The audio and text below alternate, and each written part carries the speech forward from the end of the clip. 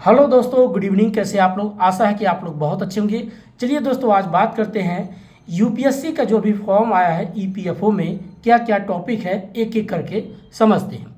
दोस्तों, ईपीएफओ और एपीएफसी ये दोनों कंबाइंड अब कर दिया गया है सिलेबस का, और दोनों एक ही टाइम मतलब जो पेपर होंगे एक ही जैसे रहेंगे, कोई इसमें चेंज नहीं है। टॉपिक क्या है एक एक करके समझते हैं।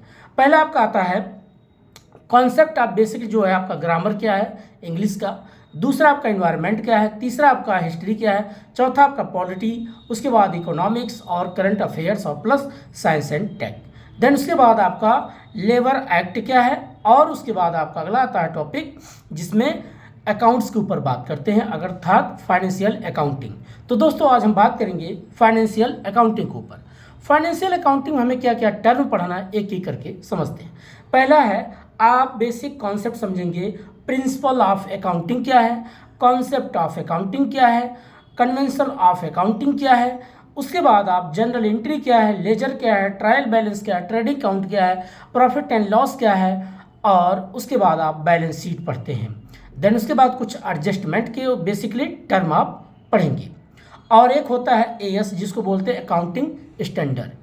ये बेसिक आपका टर्म है जो फाइनेंशियल अकाउंटिंग में काफ़ी आपका 20 या 25 क्वेश्चन पूछा जाता है। तो इसको आप क्या करेंगे, बार बार आप पहले क्या करेंगे, इसके कॉन्सेप्ट को समझेंगे। जैसे प्रिंसिपल ऑफ अकाउंटिंग क्या है। प्रिंसिपल मतलब एक सिद्धांत है, एक रूल है। जैसे अगर अब आप मान लीजिए रोड पे चलते हैं तो भारत में एक रूल है, आप हमेशा लेफ्ट साइड से चलेंगे और राइट साइड से वो दूसरा व्यक्ति आएगा तो उसके लिए भी उसका लेफ्ट होगा। तो ये ऐसे बैलेंस शीट में जैसे आप बैलेंस शीट बनाते हैं, एक साइड आपका एसेट्स होता है और एक साइड आपका लाइबिलिटी होता है। तो एसेट्स आपके दो होते हैं, एक फिक्स्ड लाइबिलिटी फिक्स्ड एसेट्स और करंट एसेट्स। देन उसके बाद फिक्स्ड लाइबिलिटी और करंट लाइबिलिटी। फिर से बताते हैं, फिक्स्ड एसेट्स और करंट एसेट्स। देन उसके बाद फिक्स्ड लाइबिलिटी और करंट लाइबिलिटी। ये बेसिक आपके चार टर्म समझना पड़ता है। और इसको कैसे आप बेसिक समझेंगे, तो प्रिंसिपल ऑफ अकाउंटिंग के कुछ बेसिक रूल के अकॉर्डिंग इसी में आप पढ़ेंगे। अगला बात करते हैं concept of accounting. Concept of accounting में आप पढ़ेंगे बेसिक इसमें जो टर्म होता है, जैसे गोइंग कंसर्न क्या है, कंसिस्टेंसी क्या है, एक्रूअल क्या है, डुअल क्या है। ये बेसिक आप मनी मेजरमेंट कॉन्सेप्ट क्या है, इसके ऊपर बात करते हैं। ज़्यादा लंबा वीडियो नहीं, छोटा ही बनाएंगे दोस्तों।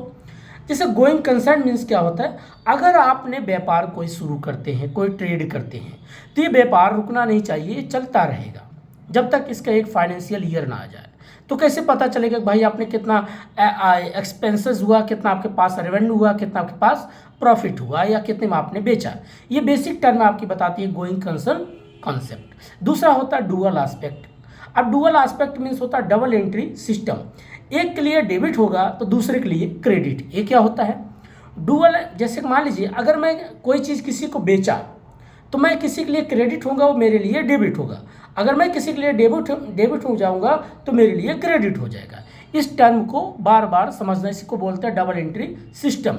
जैसे सपोज करिए ये मेरे पास मान लीजिए एक मार्कर है, जो भी है, अगर मैं इसको किसी को बेचता हूँ तो मेरे पास क्या आएगा, कैश आएगा। मेरे पास से गया क्या, गुड्स किया, तो मैं बोलूँगा cash account here to sales. क्या किया मैंने, बेचा।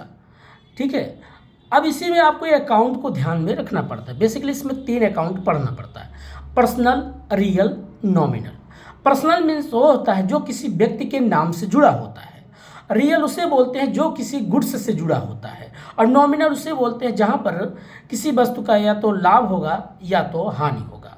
जैसे अर्थात प्रॉफिट होगा या तो लॉस होगा, या एक्सपेंसेस होगा या तो इनकम होगा। और पर्सनल में आपका किसी भी चीज़ का आपका क्या होता है, डेबिट और क्रेडिट, अगर आपने किसी को पे किया या किसी से प्राप्त किया। और रियल में कोई चीज़ का आना और जाना, अर्थात कमिंग और आउट। ये बेसिक टर्म होता है जो पर्सनल, रियल, नॉमिनल 3 अकाउंट बनता है। ये डुअल एस्पेक्ट कॉन्सेप्ट के आधार पे बनाया जाता है। अगला बात करते हैं मनी मेजरमेंट कॉन्सेप्ट।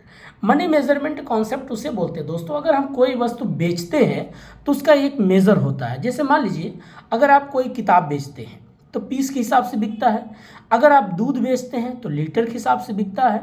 अगर आप मान लीजिए कोई चीज़ जैसे चावल खरीदते हैं या दाल खरीदते हैं तो क्या होता है, उसको वेट के हिसाब से अर्थात वजन के हिसाब से उसको आप खरीदते हैं।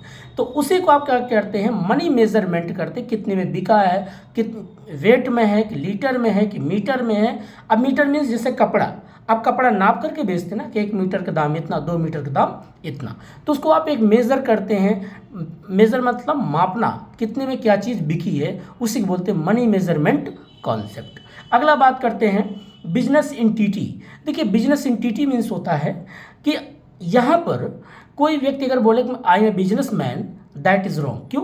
क्योंकि वो गलत है। बिजनेस जो होता है वो अलग है, मैन अलग है। मैं अगर बोलूँ कि I am a teacher, I am not your teacher. क्यों? कि मैं सिर्फ पढ़ाई किया हूँ, उसके आधार पर मैं उसमें एक जॉब कर रहा हूँ, मेरा वो खुद, मैं उसमें टीचर नहीं हूँ। ये तो लोग बोलते हैं कि I am a doctor, I am a teacher, I am a CA.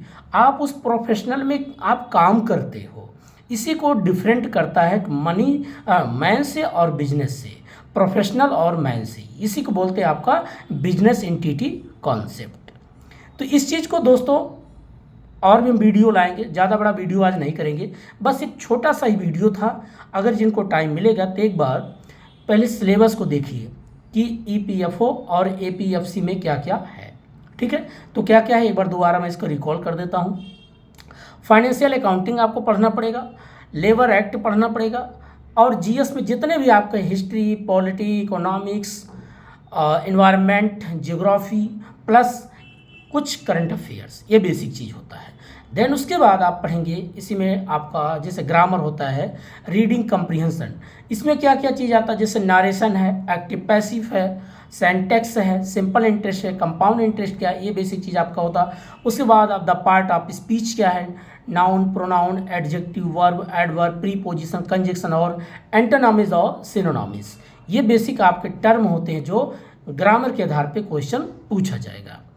तो आप लोग क्या करिएगा, सिलेबस एक बार देखिए, फिर पढ़ाई करिए, समझ में आएगा। और सबसे ज़्यादा अगर मान लीजिए 2013 से अगर आपको क्वेश्चन मिलते हैं यूपीएससी, काफ़ी क्वेश्चन प्रैक्टिस करिए, और लेबर एक्ट का कुछ नया चीज़ जो सुधार हुआ उसके बारे में पढ़िएगा। और या तो पीवाईक्यू अगर क्वेश्चन मिल जाते हैं 2013 से 2023 में काफ़ी पेपर हुए हैं, तो उसको आप पीवाईक्यू के आधार पर एक बार तैयारी करिएगा। अब इसमें दोस्तों देखिए ऑब्जेक्टिव आपका पेपर होगा, ऑब्जेक्टिव पेपर होगा और 100 नंबर का आपका इंटरव्यू होगा। अब इसमें जो जनरल कैटेगरी होंगे तो उनको 50 नंबर लाना होगा इंटरव्यू के लिए, और जो ओबीसी है या उनको 45, या तो एससी है उनके लिए 40। इस प्रकार से उसमें सिलेबस में दिया हुआ है, आप एक बार पढ़ लीजिएगा। कम से कम इतना आपका इंटरव्यू के लिए होना बहुत ज़रूरी है। अगर आप मान लीजिए पेपर पास कर गए लेकिन इंटरव्यू में अच्छा आपने नंबर नहीं ला पाया तो आप फेल हो सकते हैं।